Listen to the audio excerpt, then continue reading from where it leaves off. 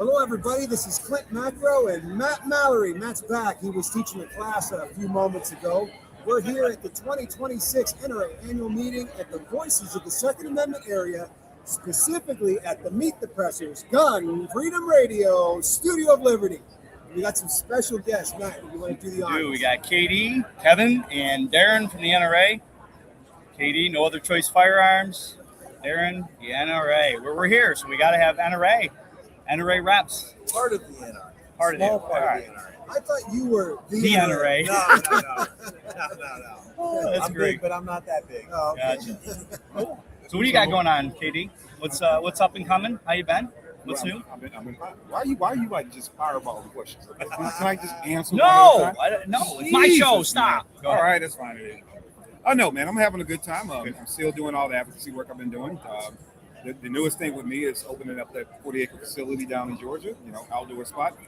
Trying to develop it and learning all the nuances and crooks of like being that kind of guy, right, on an outdoor spot, things of that nature from the range. But it's also a community project, so it's like gun range meets community outreach, right? So we have a combination of both, right? We do things to better human beings and rely on the Second Amendment to defend it. So that's kind of what I've been up to. I got a son. My son has went off into the United States Army now. Cool. So he's having a good time. He's MOS. He is ATC. I don't know the number, but he's air traffic controller. But no, he's a forward traffic controller. So cool. He's attached to units to go out and call in. It wouldn't make sense to have a backwards traffic control. I mean, Planes fly back. Yeah. Huh? Planes fly back. I saw a shark swim backwards in that one movie. That one movie. Only in Hollywood. So that's awesome, though. Congratulations. Yeah, I'm proud of him. I'm really proud of him. He got in there. He's been there for a year, and he made the military rewrite their manual. Yeah. Wow. Yeah, I'm scared for him. He's got weird shoe. I mean, he's got a size 20 shoe wide. What? Yeah, and they couldn't find his boots, so they made he wore tennis shoes for. No, hold on. You said 20? 20. Yeah, 20. That's Yeah, huge. he's big. Well, he's 6'6", about 2. Well, they got him down to 270. That's 6'6", 270. right? Shaq's a 22. Oh, he is? Oh, yeah, Shaq's a 22. So they couldn't. It was back and forth. They couldn't figure out his shoe size and how to get him. They couldn't find a supplier. Nobody could do anything for almost 2 years, and then we lucked up thanks to I forget the gentleman's name, but he put it out on social media. He does a lot of military activism, and he went out and he actually found a lady in South Korea. Wow. To go out and make them his shoes. So the military manual changed because of him. They now have a process that supply has to react to. So they put it in the manual. And now, if you have a weird shoe size in the armed forces, and you can now get your shoes. My family did that. Yeah, nice. I reach out to Shaq. So I gotta ask this. Having a son with feet that big, like, were there a whole lot of options to get him shoes anyhow? You know what? I looked up. When he turned, his feet really grew. He was able to wear like my shoes. So he was like, I wear size 13. We were neck and neck until he was about 12.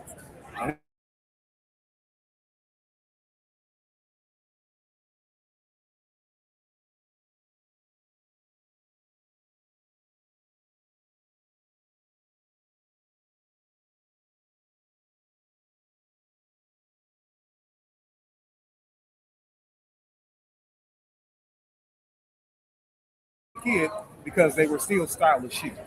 So he didn't get teased or anything in high school. But yeah, the shoe size is hers. Who would have thought you'd be talking about shoes on Meet the Pressers? Hey, man. People out there got kids and families and they do stuff going on. Hey, we shoot, so. Yeah, so do you wear shoes when you work at NRA? And explain a little more what you do at the NRA, because your role has kind of evolved over the last couple of years. Yeah, well, the first thing on shoes is usually you got to find good shoes because you're standing around capitals every day, and those marble floors eat them up. So if you look at my shoes today, I got these ugly, like, old man running, walking shoes because I knew I was going to be putting miles. No. These are probably actually the most expensive shoes that I've had, so nothing fancy, but they save your feet when you're putting on miles on the show. So, but yeah, no, it's this in a 2-year cycle is the busiest time of year in a midterm election year. when all the legislative sessions are in session, and then the annual meeting is going on. So this is actually the first annual meeting I've been to in 9 years, because time-wise it just doesn't happen. In fact, I'm coming in hot off of an all-night hearing in Rhode Island. It was Tuesday night. Turned around, had some stuff in Jersey, flew to Houston. Last week I was in Pennsylvania doing stuff. So it's like on top of all of that, we're doing grades and endorsements for candidates. The states with the early primaries are going first. Pennsylvania was the first state up. We just posted last week our Pennsylvania primary grades. So it's absolutely a crushing time of year. And I always tell my wife, I said, you know, when December and November roll around and I'm hunting and not doing much, I try not to feel guilty about it, because it's definitely, you make up for it in the early part of the year, and especially in an important midterm election year like this. I mean, we are just crazy busy. There's no other way to describe it. So, yeah, I think this year, you know, every election is always very important. This year, especially in Pennsylvania, yes. if we lose just a few senators, we're going to be like Virginia in a very short amount of time. Yeah. The thing that's been keeping the anti-gun forces at bay is the fact that there was pro-gun forces in the Senate. Yeah.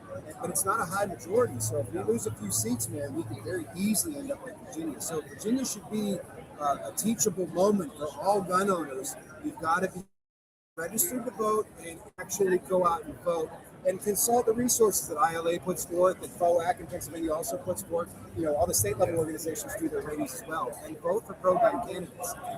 Vote for pro-gun candidates. And not just how they vote, but like what they say too, right? Because I mean, how they vote's obviously the end part, but if they say, yeah, I'm pro-gun, well, look how they vote, because that might not match.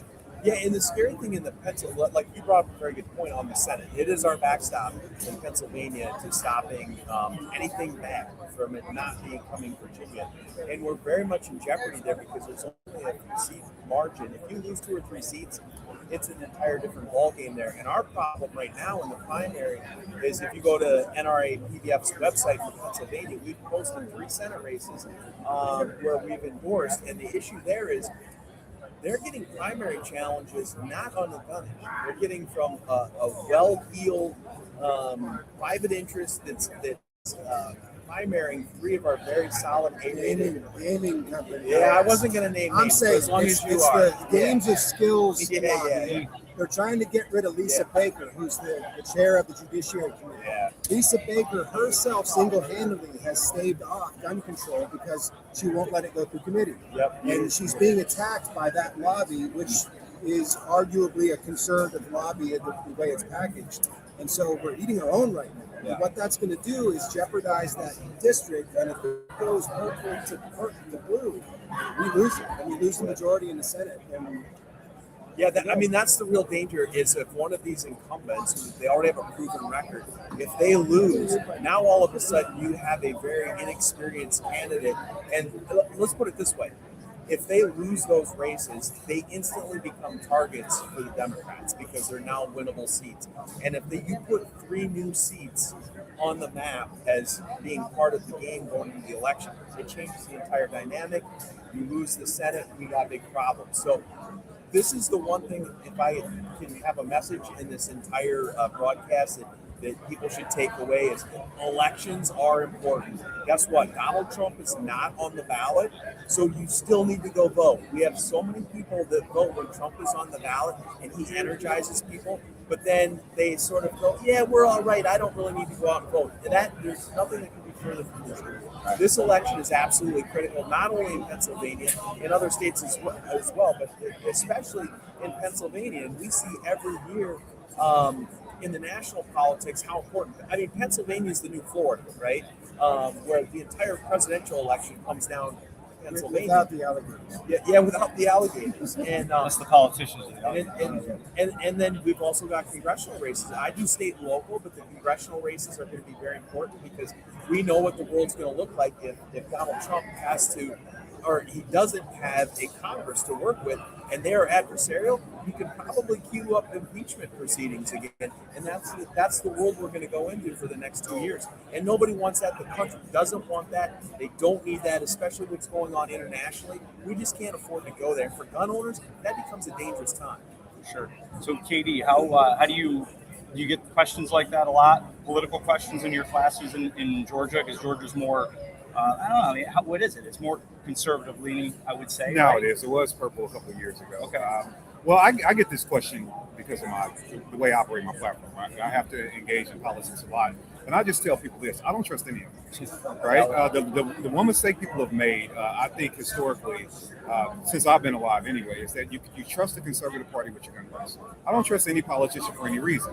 I do play the political game, though, because if you think for a second that, oh, I don't care about politics. Well, politics cares about you. Yeah, it will absolutely affect your life, right? And so what I would like for people to do is pay attention to the policies that an individual is putting out and put aside party, because the Conservative Party is screwing us in Boston, right? I watched our former AG now sit in the Oval Office and talk about, how due process is, her and the president, right? Yep. Talk about how due process is not something that's important. Talk about red flag laws being pushed.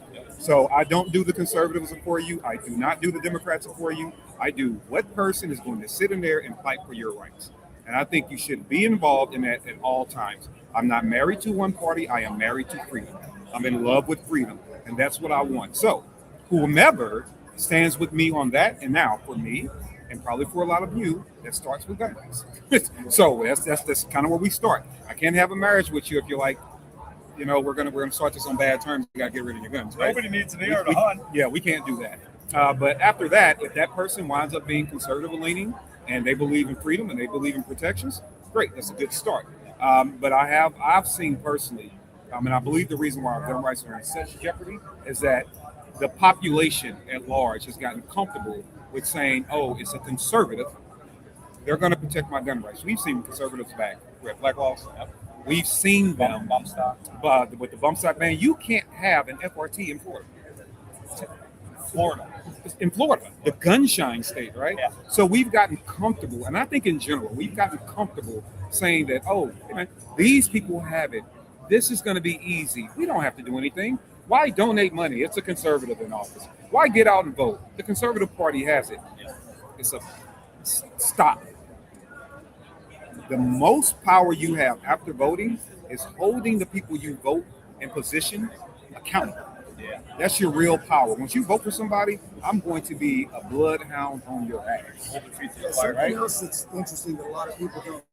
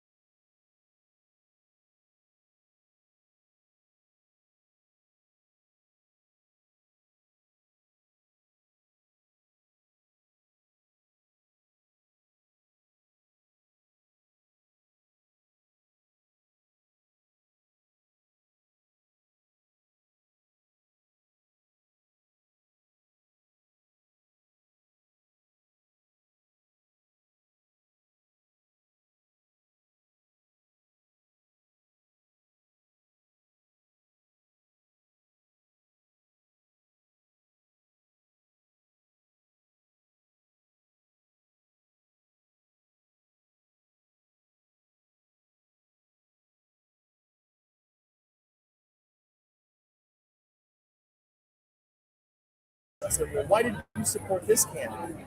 We're back. And we said, well, the reason we supported the opponent is because the opponent was an incumbent with a proven record. And we've said over and over, we have a friendly incumbency policy. If we make an ask of you to vote a certain way for the Second Amendment, and you do that, we're with you. If you don't do that, and you're against us, we're against you. It's a very simple formula, and it transcends party lines. I couldn't agree with you more. One of the issues I can say, and I'm speaking specifically to Pennsylvania state politics. I can't speak to all states or even federally with this state. The problem is you may have someone that leans more pro-gun. We've got certain candidates in PA that are pro-hunting, or at least they feign to be, therefore implying they're pro-gun. But ultimately, the leadership, you are in lockstep with the leadership. They will get primaried. They will lose their budget to buy that new bridge. They'll get rubbed out by leadership.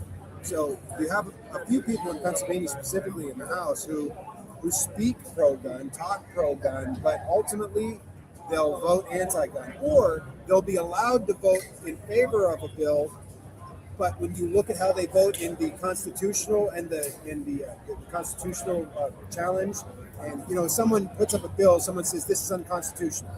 So okay, everyone votes, is this constitutional or not? And they'll vote against that, but then they'll be allowed to maybe vote for a bill because the Democrats know it's not going to pass anyhow, because the governor's going to veto it. So it allows the public to be boondoggled to think this guy is pro-gun, when in fact the procedural votes and the amendment votes, the constitutional votes, they're anti-gun. They go party lines. It's a wolf in sheep's clothing, yeah. Yeah. So in PA, there really is no pro-gun Democrats left. I mean, my Senator Brewster, was the last one. He was a blue dog Democrat and voted pro-gun across the board. One of our best guys. And as you mentioned, plenty of Republicans weren't. Yeah. You look at like when FOAC first started back in the early '90s, and I wasn't involved with them then. I was too busy playing drums and bands and stuff. I wasn't paying attention. But you were happy. Maybe. I was poor for sure. But at that time they were fighting the Republicans. The Democrats were actually the allies of our state level organization. They were the ones that helped to advance to get to where it was shall issue. We see how those things change over the years. But it's interesting to see. You got to look at the leadership too. And although Mr. So-and-so may actually speak pro-gun and hunts and goes to the range and stuff, when it comes down to it, the problem is elected officials want to be re-elected officials. And if they go against the leadership line, they lose their hand and they get permanent out. So they're lockstep. That is why politics is an art, not a science. Yeah, it's really very fascinating, but it's diabolical the more you learn about it. It's just a chess match, and they're playing chess with our rights, and that's wrong. That's absolutely Train and learn. You got going on the horizon? You want me to talk about Train and Learn? Yeah. Give a little spiel on Train and Learn and how people sign up and how they follow you for all the great training you put on. All right, awesome. So Train and Learn is a 3-day professional development event. We hold that event outside of Atlanta, Georgia.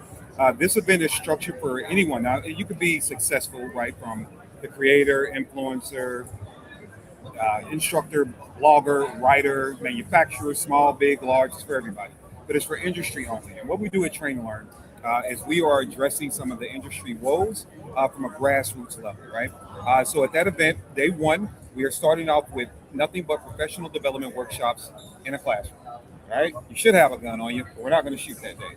What we're going to do is we're going to talk about business and business ethics. Like, for example, this year we have a couple of venture capitalists coming in. We're going to talk about money, right? So what does money do for you? And they are speaking directly to our industry. So, right? They've done enough research in our industry. They're going to come talk directly to us. We have an attorney coming in that's going to talk to you about, your trademark, copyrights, make sure all those things are tight. What does your waiver look like? Right? So we have those things and a couple other things so that the business development part of it is like my favorite portion, right? To get some of these things on track. And then after we have Friday, which I'm making it sound real simple, it's really a lot of fun and a lot of interaction, right? 6 hours long, nothing but workshops. Saturday, we get out to the range. We get out there, we have a rifle pistol training. And then we also do, this year we do 2 soft skills or 2 alternative skills. So this year we're doing close quarter combat. So we'll have a makeshift shoot house on the range. And then we're going to do, and you've taught one of our, soft skill classes. And this year we're adding in basic survival skills, right? So how to filter water, start a fire. Can you survive outside? You answer, right? Got some medical in there. We're going to do that. After we do that, we're going to have a networking event. We have a night vision experience, a networking event around a big bonfire. You get to network with the people that are there.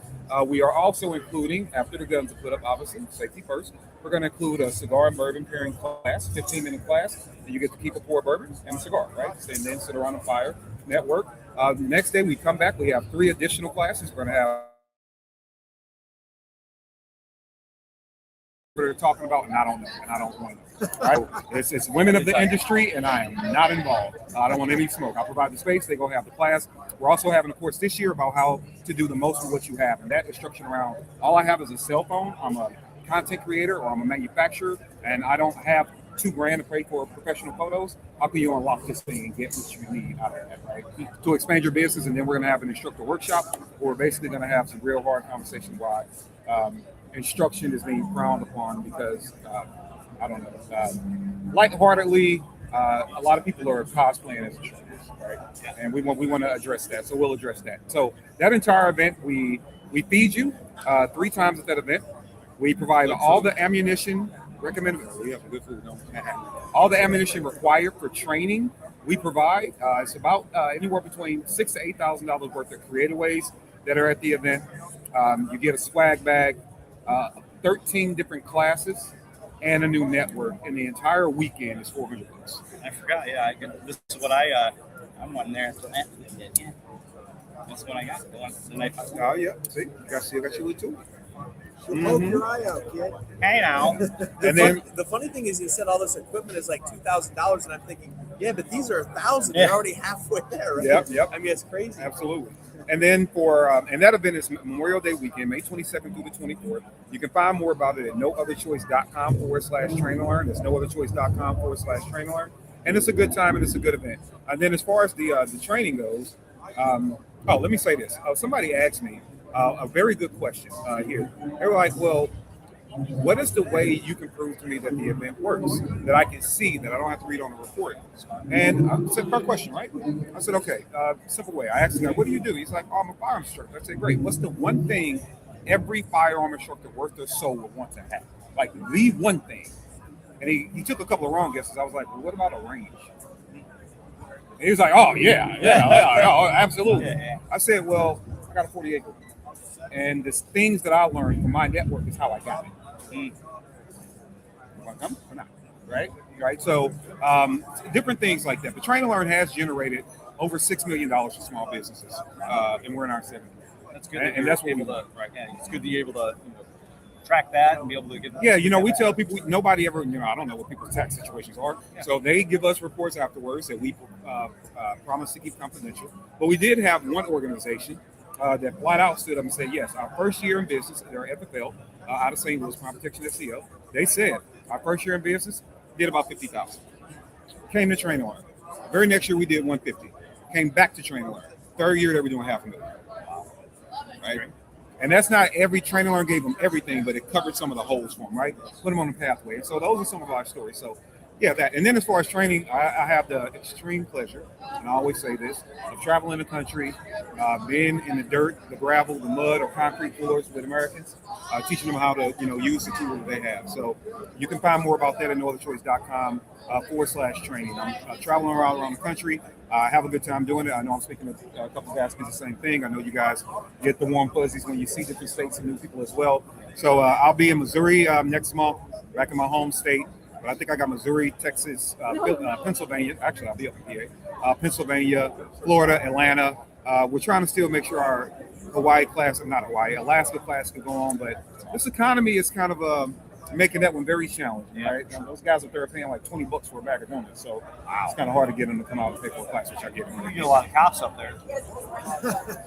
They do. They should get you to New York. They need more state troopers. Oh, you really should? Really? I can come to New York? Yeah. I never knew.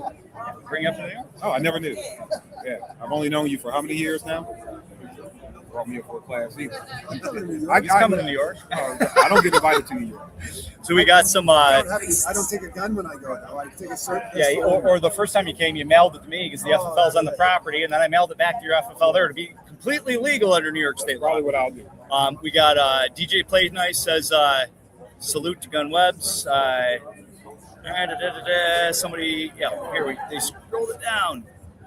Train and Learn. Will Train and Learn ever be in Florida? No, we're leaving Train and Learn located right now for the foreseeable future in Atlanta, Georgia. One, because of the price of the event, being $400 for $400 for 3 days of training, there's food, ammo, and all that included. Logistically, I can control a lot of those costs where I'm at. I can manage the costs. If we move it, I am subject to whatever the range wants to charge, range fees, where I control the range now, right? So we can take a $400 event and quickly, without blinking, turn it into a $1,000 event, right? Which is worth it, but that's the reason we're going to stay locally where I can control it. Good. Hey, thanks for being here. Yeah, they're all giving you kudos. And Florida's right below you. Drive your butt across it. That's true. It ain't that far. Cool. All All right, so Northern Choice Firearms, how do they stalk you? I mean, find out more about you and help with the NRA. The one thing I will say, the little shameless plug I'll give before we end is NRA just rolled out a new app. So if you go to the iTunes store, download the app, It's got a digital ID on there. It's got, actually, I looked, it's got catalog issues of, back issues, archived issues of American Rifleman, American Hunter. There's some discounts on there for a few people. My understanding is we're going to grow that, and they're going to start selling some enhanced membership, I think, to really open up the discounts. So they're starting to do some things on the app. Now, when you go to it, keep in mind, this is brand new. We've had massive amounts of downloads recently, and that's only going to grow, and so is the app. So, but NRA is trying to get more in the digital world. As everybody knows, our magazines went fully digital. So there's still a periodical. Yeah, exactly. It's the same thing with even our questionnaires. Everything's getting automated with email only. The days of faxing and snail mail are over. And it was interesting this morning at one of the meetings. I think that they're doing some interesting things with direct mail, where they're actually cutting it back and then being more laser focused on who we're hitting with the mail, the people that respond to those. So there's a lot of really creative things that NRA is doing. But you can always find me. Listen, I give my email out. dgoens, DGOENS, at nrahq.org. So You're not responsive when you get spammed. I don't hide. Oh, will we get spammed now? I don't need money. Maybe I shouldn't have done that. That's all right. Great having you guys. Great having you. Yeah. Great having you on my show. Darin Goens. Oh, I'll shake it. Thanks for coming on my show. Thanks for coming on my show. Hey, check them out. Give them your business. Don't forget to sign up for the giveaways that we have. MeetThePressers.com/giveaways. And don't forget to check Clint and my classes out tomorrow here at the NRA Annual Meetings 2026. Stay safe.